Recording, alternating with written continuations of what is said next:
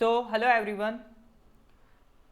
तो last lecture में हम लोग फिज़िक्स कंप्लीट कर चुके हैं। तो इस लेक्चर में हम केमिस्ट्री निपटाएंगे, कोशिश करेंगे केमिस्ट्री इसी लेक्चर में निपटा लें। तो जितना भी इंपॉर्टेंट पोर्शन है एग्ज़ाम का, एग्ज़ाम से रिलेटेड केमिस्ट्री का, वो कोशिश करेंगे आपका इसी लेक्चर में कंप्लीट हो जाए। इसके बाद फिर जनरल साइंस में हमारा लास्ट सब्जेक्ट बाकी रहेगा बायोलॉजी। उसके बाद हम कह सकते हैं कि हाँ, हमारा जनरल साइंस वाला पोर्शन कंप्लीट हो चुका है। ठीक है, तो चलिए शुरू करते हैं केमिस्ट्री की। तो केमिस्ट्री में अगर हम बात करें तो सबसे पहले बात आती है जो भी आप चीज़ें देखते हैं, जैसे लिविंग थिंग में देखेंगे तो लिविंग थिंग में क्या होती है, सेल होती है सबसे छोटी यूनिट। इसी तरह से जो नॉन लिविंग थिंग है उसमें सबसे छोटी यूनिट क्या होती है, तो वो हम मानते हैं एटम। एटम इज लाइक जैसे हमारे घरों में एक ईंट है, ब्रिक है, सबसे छोटा यूनिट क्या है, ब्रिक है। तो उसी तरह से एक एटम होता है किसी भी बॉडी में, जो सबसे छोटा पार्ट हम मानते हैं वो एटम को मानते हैं, जो स्मॉलेस्ट पार्टिकल होता है, जो कि इंडिपेंडेंटली एग्जिस्ट कर सकता है। ठीक है, अब ये इंडिपेंडेंटली एग्जिस्ट कर सकता है। हालांकि एटम की भी अगर हम बात करें तो इसके भी पार्ट्स होते हैं कि एटम में सीन क्या होता है, एक हमारा एक न्यूक्लियस होता है। ठीक है, न्यूक्लियस में क्या होगा, प्रोटॉन्स होंगे, न्यूट्रॉन्स होंगे, और इस न्यूक्लियस के अराउंड कुछ शेल्स होंगी, कुछ इस तरह से शेल्स होंगी, और उसमें कौन रिवॉल्व कर रहा होगा, उसमें रिवॉल्व कर रहा होगा इलेक्ट्रॉन। तो ये सब अभी हम आगे बात करेंगे। तो अभी तो इतना समझिए, एटम क्या सबसे स्मॉलेस्ट यूनिट है, और जब एक, दो या दो से ज़्यादा एटम, सेम भी हो सकते हैं डिफरेंट भी हो सकते हैं, जब दो या दो से ज़्यादा एटम कंबाइन हो जाएं तो वो क्या फॉर्म करेंगे,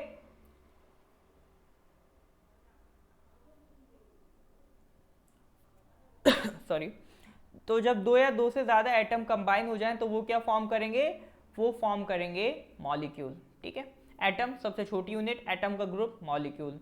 अब इसी तरह से एक चीज़ होती है एलिमेंट। एलिमेंट तब होता है, एलिमेंट का मतलब होता है जब एक ऐसी बॉडी हो या ऐसा एक पार्टिकल हो जिसमें एक ही तरह के एटम्स हो। जैसे मान लीजिए ये कार्बन का एटम, ये कार्बन का एटम, तो छोटे छोटे एटम्स को क्लब अगर मैं कर दूं तो एक क्या बनेगा, एलिमेंट। एलिमेंट में, एलिमेंट भी ग्रुप ऑफ एटम्स होता है but similar type of atoms, और डिसिमिलर हो गया तो मॉलिक्यूल बन जाएगा।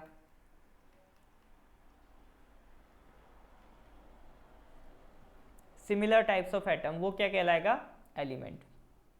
जैसे कि कार्बन है, सल्फर है, ये सब है। ठीक है, तो अब देखिए एटम की अगर हम बात करें, एटम में हमने क्या करा, क्या कहा, एक न्यूक्लियस होता है, उसमें न्यूट्रॉन होते हैं, प्रोटॉन होते हैं, और उसके बाहर क्या होते हैं, उसके बाहर इलेक्ट्रॉन होते हैं। ठीक है, तो इलेक्ट्रॉन, न्यूट्रॉन, प्रोटॉन, ये क्या हैं, ये पार्ट्स हैं एटम के। तो इससे सवाल क्या बनते रहते हैं, इससे सवाल बनते रहते हैं कि इसको डिस्कवर किसने किया था। ठीक है, तो अगर इलेक्ट्रॉन की बात करें तो जैसे ये न्यूक्लियस है, तो न्यूक्लियस में न्यूट्रॉन और प्रोटॉन मिलेंगे, और इसके बाहर की जो ये शेल्स हैं इसमें आपको क्या मिलेंगे, इसमें आपको इलेक्ट्रॉन्स मिलेंगे। तो इलेक्ट्रॉन्स की अगर डिस्कवरी पूछे, ये बहुत कॉमन सी सवाल है जो आते रहते हैं।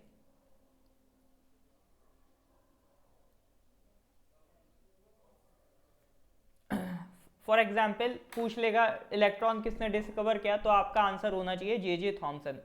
प्रोटॉन पूछ ले तो आपका आंसर होना चाहिए गोल्डस्टीन। न्यूट्रॉन पूछ ले तो याद होना चाहिए चैडविक। ये सबसे इंपॉर्टेंट पार्ट है इस साइड का। ठीक है, इन ये तीन नाम आपको बिल्कुल जबान पे रटे होने चाहिए। इलेक्ट्रॉन की डिस्कवरी किसने की, जे जे थॉमसन। प्रोटॉन की गोल्डस्टीन, और न्यूट्रॉन की चैडविक। जो इलेक्ट्रॉन होते हैं उस पर हम मानते हैं निगेटिव चार्ज है, प्रोटॉन होते हैं, प्रोटॉन पे हम मानते हैं पॉजिटिव चार्ज है, और जो न्यूट्रॉन है, न्यूट्रॉन को हम मानते हैं ये न्यूट्रल है, इनमें कोई चार्ज नहीं होता है। ठीक है, तो इससे रिलेटेड आगे हम बातें करेंगे। जैसे कोई भी एलिमेंट आप उठा लीजिए, ठीक है, कोई भी एलिमेंट उठा लीजिए, उस एलिमेंट में न्यूक्लियस होगा, उसमें कुछ न्यूट्रॉन्स होंगे और कुछ प्रोटॉन्स होंगे, और उसके अराउंड इलेक्ट्रॉन्स रिवॉल्व कर रहे होंगे। ठीक है, तो उस एलिमेंट का एक सिंबल होता है। तो मान लीजिए कोई एलिमेंट एक्स है, तो उसमें कितने इलेक्ट्रॉन्स हैं। ठीक है, उसमें कितने इलेक्ट्रॉन्स हैं वो कहाँ लिखेंगे हम, यहाँ पर, और वही उसका क्या बन जाएगा, वही बन जाएगा उसका एटॉमिक नंबर।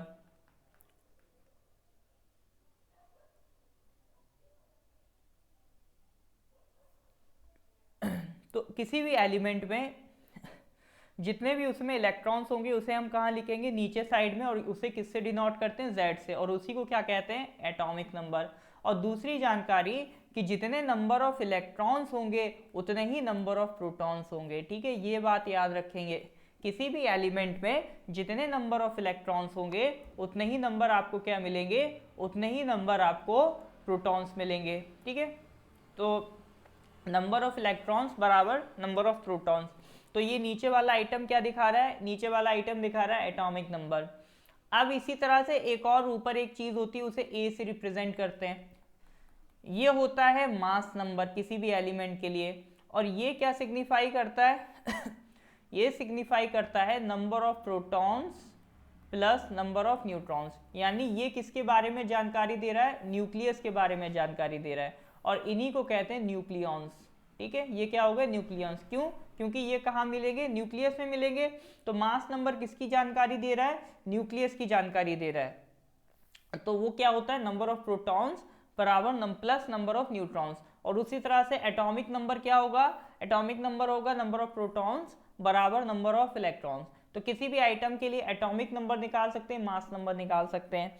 तो जैसे कि अगर मैं बात करूं, आप यही ले लीजिए हाइड्रोजन, ठीक है, हाइड्रोजन, या फिर एग्जाम्पल ले लेते हैं आर्गन का, ठीक है। जैसे ये ले लिया आर्गन का एग्जाम्पल। आर्गन का मास नंबर 40 है और एटॉमिक नंबर कितना है, 18 है। तो 18 क्या रिप्रेजेंट कर रहा है कि इसमें नंबर ऑफ इलेक्ट्रॉन्स और नंबर ऑफ प्रोटॉन्स कितने हैं, 18, और 40 क्या रिप्रेजेंट कर रहा है, number of neutrons plus number of protons. तो अब प्रोटॉन्स पता चल गए, इलेक्ट्रॉन्स पता चल गए। अगर मान लीजिए वो यहाँ से न्यूट्रॉन्स पूछ ले तो आप बता सकते हैं कि न्यूट्रॉन्स प्लस प्रोटॉन तो 40 हैं, बट हमें पता है कि प्रोटॉन्स 18 हैं। तो n प्लस 18 बराबर 40, तो n कितना हो गया, 40 माइनस 18, यानी कि कितना हो गया, 22। तो न्यूट्रॉन्स कितने मिल गए, 22। तो इस तरह से भी सवाल आपको बना के पूछता रहता है। ये देखने में मैथ्स के सवाल लगते हैं, बट ये बिल्कुल सिंपल से सवाल हैं, ठीक है। तो आर्गन में याद रखना, आर्गन में क्या याद रखेंगे, आर्गन ये किसी भी एलिमेंट में जो ऊपर वाला आइटम होता है, ऐसे भी लिख सकता है, ऐसे भी लिख सकता है, घबराना नहीं है, दोनों सेम चीज़ है, ठीक है। बस इतना याद रखना, जो ऊपर साइड होगा वो क्या बताएगा, वो बताएगा मास नंबर, और नीचे वाला क्या बताएगा, नीचे वाला बताएगा एटॉमिक नंबर, ठीक है। तो एटॉमिक नंबर 1 से लेकर 20 तक की कोशिश करिएगा, याद कर लीजिए एलिमेंट्स, इससे ज़्यादा की ज़रूरत नहीं पड़ेगी। अब कई बार क्या होता है, कोई एलिमेंट है, ठीक है, वो अलग अलग फॉर्म में एग्जिस्ट करता है।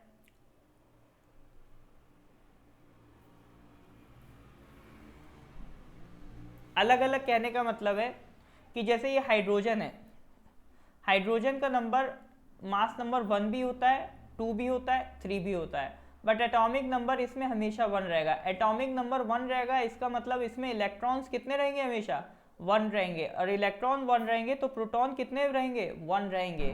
तो जब मास नंबर इसका 2 है, तो मास नंबर 2 क्या रिप्रेजेंट कर रहा है कि इसमें एक न्यूट्रॉन एक्स्ट्रा बढ़ गया और इसमें 2 न्यूट्रॉन एक्स्ट्रा बढ़ गए, ठीक है। तो ऐसे एलिमेंट्स जिनका एटॉमिक नंबर तो सेम हो बट मास नंबर डिफरेंट है, ठीक है, क्या सेम है, एटॉमिक नंबर सेम है बट क्या डिफरेंस है, मास नंबर डिफरेंट है, तो उन्हें क्या कहेंगे, आइसोटोप, ठीक है। आइसोटोप मतलब जिनका एटॉमिक नंबर सेम हो बट मास नंबर, तो atomic number same mass number different क्या कहलाएंगे, आइसोटोप। तो ऐसे याद रखिए, आइसो मतलब सेम होता है, और टो किससे रिलेट हो रहा है, एटॉमिक से, ठीक है, एटॉमिक से रिलेट हो रहा है ना, तो एटॉमिक नंबर सेम, आइसो मतलब सेम, और टो किससे रिलेट हो रहा है, एटॉमिक से रिलेट हो रहा है। तो आइसोटोप्स मतलब same atomic number and different mass number. इसका उल्टा हो जाए कि जैसे मान लीजिए मास नंबर सेम है, जैसे आर्गन है, क्रिप्टन है और ये कैल्शियम है, इन तीनों का मास नंबर क्या है, सेम है, कितना है, 40 है, और डिफरेंट क्या है, एटॉमिक नंबर है, उन्हें क्या कहेंगे, आइसोबार्स, ठीक है। तो आइसोबार कह लीजिए या एटॉमिक नंबर कह लीजिए। बाकी अगर आइसोटोप अगर याद है कि आइसोटोप किसे कहते हैं, सेम एटॉमिक नंबर, तो डिफरेंट एटॉमिक नंबर और सेम मास नंबर वाली क्या हो जाएंगे, आइसोबार, उसका उल्टा कर देंगे तो आइसोबार्स क्या होगा, same mass number but different atomic number. अब ये कोई एक लिस्ट है, आपको एटॉमिक नंबर वाइज याद रखना है कि एटॉमिक नंबर 1 to 10 ये है, एटॉमिक नंबर 11 to 20 ये है। 1 to 10 में कौन है? Hydrogen, helium, lithium, beryllium, boron, carbon, nitrogen, oxygen, fluorine, neon. Sodium, magnesium, aluminium, silicon, phosphorus, sulphur, chlorine, argon, potassium और कैल्शियम। ठीक है,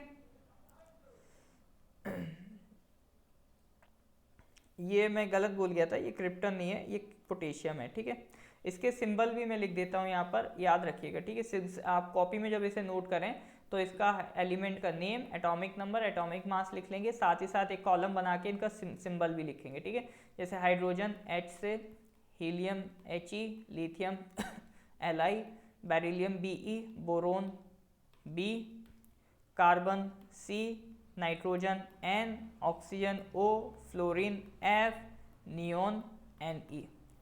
फिर sodium Na, magnesium Mg, aluminium Al, silicon Si, phosphorus P, sulphur S, chlorine Cl, argon Ar, potassium को K से लिखते हैं और calcium को Ca।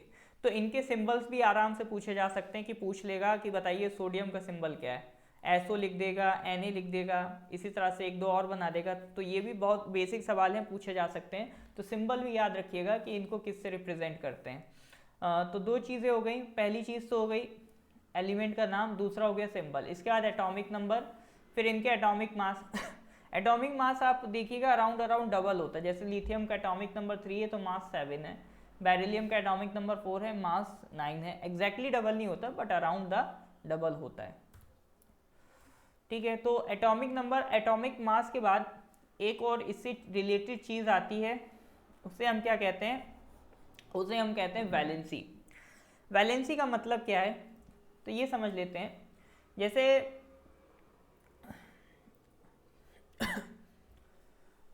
कोई भी इलेक्ट्रॉन है, ठीक है, ये न्यूक्लियस है, उसके अराउंड इलेक्ट्रॉन रिवॉल्व कर रहे हैं, तो हम क्या मान लेते हैं, कोई भी एटम है उसके अराउंड कुछ शेल्स होती हैं। जैसे सबसे जो न्यूक्लियस के क्लोज होती है वो K होती है, फिर L शेल, फिर M, और फिर कौन सी शेल है? N, K L M N। हर शेल की इलेक्ट्रॉन कैपेसिटी डिफरेंट होती है। जैसे K में मैक्सिमम 2 आ सकते हैं, L में 8 आ सकते हैं, M में 18 आ सकते हैं और N में 32 आ सकते हैं। तो इन सबको रिप्रेजेंट करते हैं N से। N is equal to 1, N is equal to 2, N is equal to 3, N is equal to 4। तो N इज इक्वल टू 1 कौन सी शेल हो गई? K shell. N is equal to 2 L shell, N is equal to 3 M, और N is equal to 4 N। और number of electron, electron की कितनी capacity हर shell की, उसके लिए फॉर्मूला होता है 2n स्क्वायर। ठीक है, अब n की जगह 1 डालिए तो K में कितने इलेक्ट्रॉन आ सकते हैं? 2। अब n की जगह 2 डालिए तो L में कितने आ सकते हैं? 8। n की जगह 3 डालिए तो M में कितने आ जाएंगे? 18। n की जगह 4 डालिए तो पता चल जाएगा कि n में कितने आएंगे? 32। तो 2, 8, 18, 32 ये इनके इलेक्ट्रॉन्स की कैपेसिटी होती है। और वैलेंसी का मतलब क्या होता है? वैलेंसी का मतलब होता है कि जो इलेक्ट्रॉन्स हैं उनकी कोशिश रहती है ऑक्टेट कंप्लीट करने की। और ऑक्टेट का मतलब है 8। जैसे ऐसे समझिए, नाइट्रोजन है, इसको ले लीजिए सोडियम। सोडियम ले लिया, सोडियम का एटॉमिक नंबर कितना है? एटॉमिक नंबर है इसका 11। तो 11 का मतलब कितना है? इसमें इलेक्ट्रॉन्स हैं 11। सोडियम में इलेक्ट्रॉन्स कितने हैं? 11 इलेक्ट्रॉन्स हैं। अब हमने क्या कहा? सोडियम का एक न्यूक्लियस होगा, उसके अराउंड शेल्स होंगी। तो इसकी के शेल में मैक्सिमम कितने इलेक्ट्रॉन्स आ जाएंगे? 2 इलेक्ट्रॉन्स आ जाएंगे। ठीक है, तो ऐसे बना लीजिए के शेल L M N। तो 11 इलेक्ट्रॉन्स में से 2 तो आपके बैठ गए K में, क्योंकि K की कैपेसिटी कितनी? 2 की। L की कितने की है? L की है 8 की। और M की कितने की? हाँ, तो K की कैपेसिटी कितनी है? 2 की। L की है 8 की, M की है 18, N की कितनी है? 32। तो 11 में से 2 इलेक्ट्रॉन तो इसमें बैठ जाएंगे, के शेल फुल हो गई। एल की कैपेसिटी कितनी है 8, और अभी हमारे पास बचे कितने, 2 इधर बैठ गए तो 9 बचे, तो 8 तो हमारे इसमें भी बैठ सकते हैं। तो एम में कितने जाएंगे, एम में जाएंगे 1। अब कितना बचा 1। अब देखिए ये इलेक्ट्रॉन क्या कोशिश करेगा कि या तो 8 इलेक्ट्रॉन हो जाए इसमें एम शेल में। ऑक्टेट रूल कहता है कि जो भी शेल है वो चाहता है कि उसमें 8 इलेक्ट्रॉन हो जाएं, ठीक है, 8 का जोड़ा बन जाए, 8 के जोड़े में इलेक्ट्रॉन्स को मजा आता है। तो इलेक्ट्रॉन क्या कोशिश करेगा, या तो भाई 7 इलेक्ट्रॉन्स कोई दे दे, लेकिन वो तो बहुत टफ काम है, 7 इलेक्ट्रॉन्स कोई और एलिमेंट क्यों देगा उसे। तो वो कहेगा या तो फिर सोडियम, या तो कोशिश करेगा या तो कोई मेरे को 7 इलेक्ट्रॉन्स दे दे, मैं ऑक्टेट बना लूँ। या दूसरा काम क्या हो सकता है, दूसरा काम हो सकता है कि भाई फिर मेरा ये 1 इलेक्ट्रॉन ही आप ले जाओ, ताकि मैं 2 और 8 के साथ खुश रहूँ। ये 1 इलेक्ट्रॉन मुझे बहुत खटक रहा है, इस अकेले इलेक्ट्रॉन के लिए मुझे पूरी एम शेल खोल के बैठनी पड़ रही है। तो ये क्या करेगा, ये इस इलेक्ट्रॉन को डोनेट करने की कोशिश करेगा। तो सोडियम की कोशिश रहेगी कि मैं 1 इलेक्ट्रॉन डोनेट कर दूं। तो ये जब भी रिएक्शन करेगा इसकी कोई क्या कोशिश रहेगी कि मैं 1 इलेक्ट्रॉन डोनेट कर दूं, और 1 इलेक्ट्रॉन जैसे ही डोनेट कर देगा तो इस पर कितना साइन आ जाएगा, +1 चार्ज आ जाएगा। तो हम इसे क्या लिखेंगे, Na+।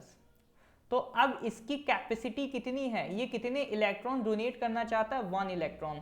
तो सोडियम की वैलेंसी कितनी हो गई, सोडियम की वैलेंसी हो गई 1, ठीक है। तो ये होती वैलेंसी।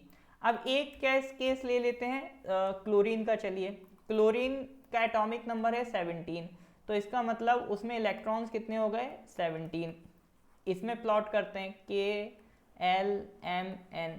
तो देखिए के शेल में मैक्सिमम 2 आ सकते हैं, एल में 8 आ सकते हैं, एम में 18 आ सकते हैं, एल में 32। तो 2 इलेक्ट्रॉन तो बैठ गए, 8 इलेक्ट्रॉन इसमें बैठ जाएंगे, 2 8 10। अब बचे कितने, 7। तो 7 किस में जाएंगे, एम में। अब तो 7 इलेक्ट्रॉन्स हो गए, तो क्लोरीन क्या सोचेगा, या तो 7 के 7 इलेक्ट्रॉन ले जाओ, झंझट खत्म, एम शेल खाली, 2,8 ऑक्टेट बन जाएगा।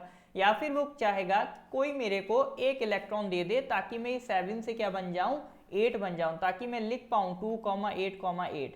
ये मुझे अच्छा लगता है, ये 7 में मुझे बहुत खलता है, मुझे लगता है कि 1 इलेक्ट्रॉन तो और मिल जाए।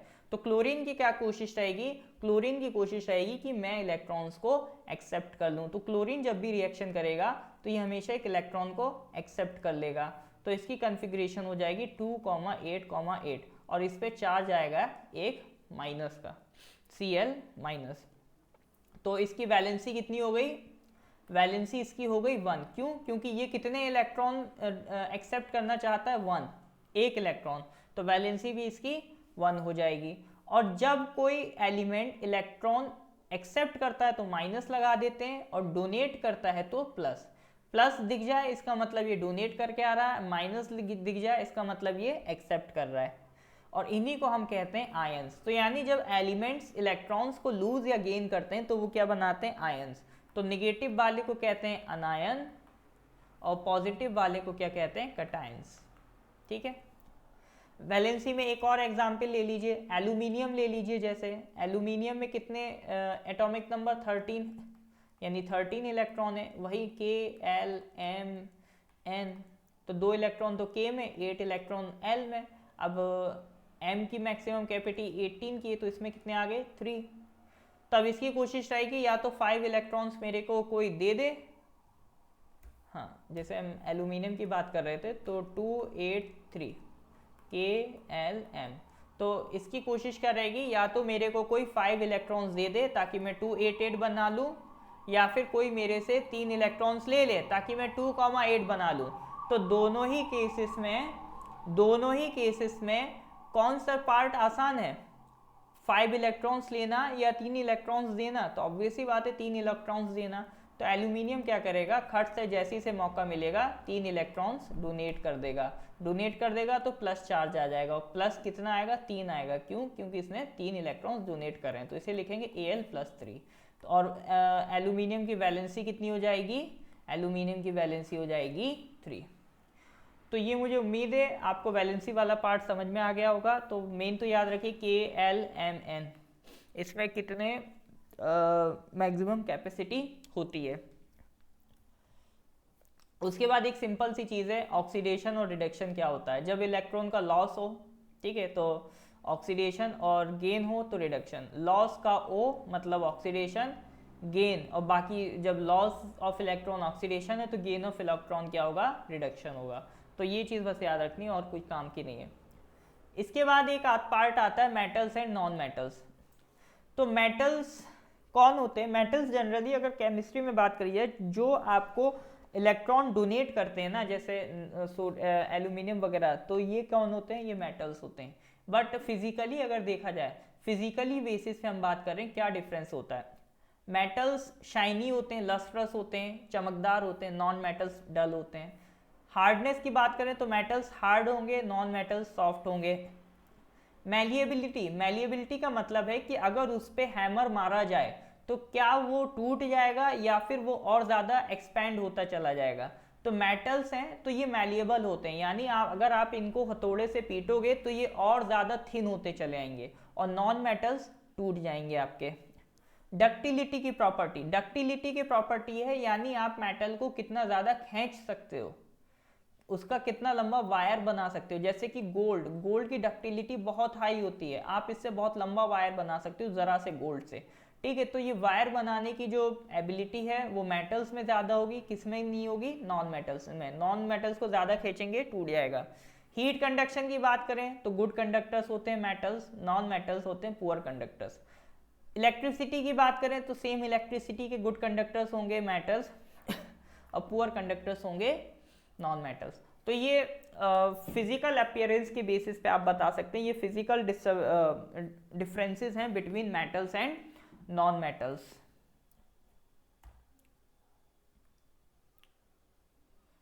तो अब इसके आगे देखते हैं। इसके बाद एक जो पार्ट है वो है एसिड्स, बेसिस एंड सॉल्ट। देखिए मैं चाह रहा हूँ थोड़ा सा केमिस्ट्री का टेक्निकल पार्ट है तो इसको ब्रेक कर लेते हैं दो पार्ट में। तो एक पार्ट तो अभी तक हमने जितना पढ़ लिया, आपका एटम से रिलेटेड बातें कर ली, molecules, group of atoms, elements, एक ही तरह के एटम्स प्लस हमने कौन सी बातें कर ली, प्लस हमने वैलेंसी की बातें कर ली, और इसमें सबसे इंपॉर्टेंट आज आप कोशिश करेंगे एटॉमिक नंबर्स याद कर लें, ठीक है, एटॉमिक नंबर्स याद कर लीजिए। फिर इसके आगे की कहानी जैसे एसिड्स, बेसिस एंड सॉल्ट्स हैं, फिर उसके बाद कुछ मैटर से रिलेटेड कहानी है, वो हम लोग नेक्स्ट क्लास में कंटिन्यू कर लेंगे। थोड़ा सा केमिस्ट्री का साइंस वाला पोर्शन हो जाता है तो ये जनरली लोगों को हैवी लगता है, इसीलिए इसका मैं छोटा लेक्चर बना रहा हूँ ताकि आप अपना ब्रेक ले सकें और ब्रेक के बाद इस इतने छोटे से पोर्शन को ही पहले कवर अप कर लें। ऐसा ना होना चाहिए कि एक लेक्चर में अगर मैं कंप्लीट कर भी दूं तो आपके लिए बर्डन हो जाए, ठीक है। तो मेन चीज़ है जितना आज पढ़ लिया उसको अच्छे से कर लीजिए, क्योंकि जब हम नेक्स्ट लेक्चर पढ़ेंगे तो नेक्स्ट लेक्चर में आपको भर भर के फैक्ट्स मिलने वाले हैं, ठीक है, बहुत ज़्यादा फैक्ट्स मिलेंगे। तो वो केमिस्ट्री वही है, सिर्फ रटने वाली चीज़ है, तो वही जनरली एग्जाम में पूछ लिए जाते हैं, तो इसलिए नेक्स्ट लेक्चर के लिए थोड़ा सा और रेडी रहेंगे। बाकी इस लेक्चर में हम लोगों ने बहुत बेसिक बातें करी हैं, अगर कोई डाउट हो तो आप मेरे से पर्सनली पूछ सकते हैं। बाकी इसके नोट्स बनाइए और बार बार रिवाइज करिए। चलिए आज इस लेक्चर को यहीं पे समाप्त करते हैं। Thank you.